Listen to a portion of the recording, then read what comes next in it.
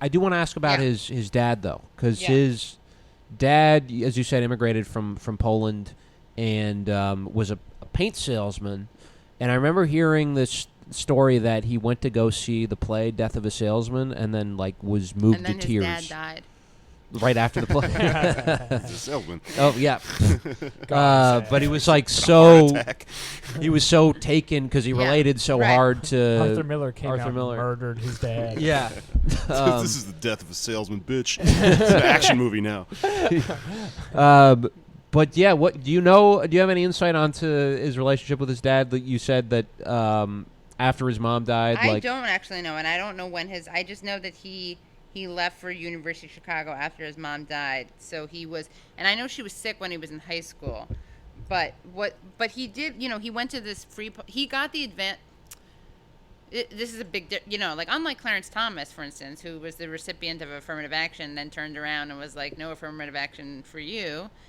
Sanders, part of his vision is, I think, in some ways, obviously we've progressed in lots of ways, but in other ways we've gone back, and that's the difference between neoliberals and leftists, which is neoliberals just think it's all progress, right? Yeah. But he went to this very good college, Brooklyn College, and he saw what it was like. He left for personal reasons, but it was a good education, and then he. It was called the Harvard of New York or something, and all these, unfortunately, a lot of neocons wound up coming out of the CUNY, the City University of New York system. But still, the point is, it was a very good school, and, there were all these problems that certain things were worse then, but a lot of things are worse now. And then when he got to University of Chicago, he was part of CORE, which is the Congress on Racial Equality. Uh-huh. And he was actually the director of it. But this is really interesting because people always say that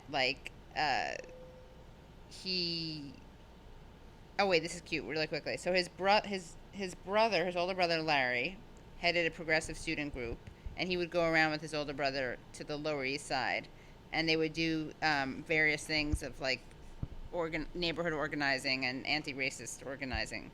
And then he went to Chicago, and a lot of people like to say that he was, his biggest thing was just going to Martin Luther King's speech, the March on Washington. Yeah, there's this weird retconning. People try to say that one thing. I know, it's such a weird, disingenuous argument. And he was part of the Young People's Socialist League.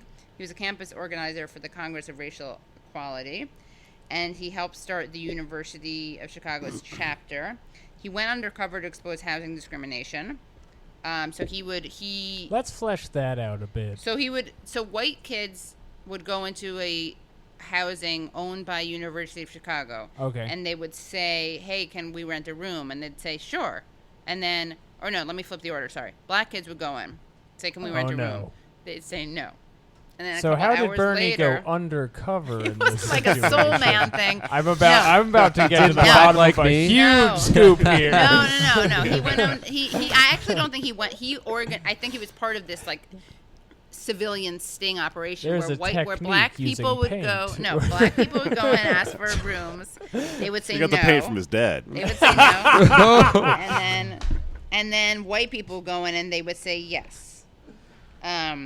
So that's what would happen. Right, so he played the white person. He played the white person. I actually think now that I'm he would paint his face white. No, I think he actually was coordinated. He may not have even gone in as the white person. And then they asked, "Are you Jewish?" Yeah, exactly. We know you're white. They're like, we have a half a room. Yeah. So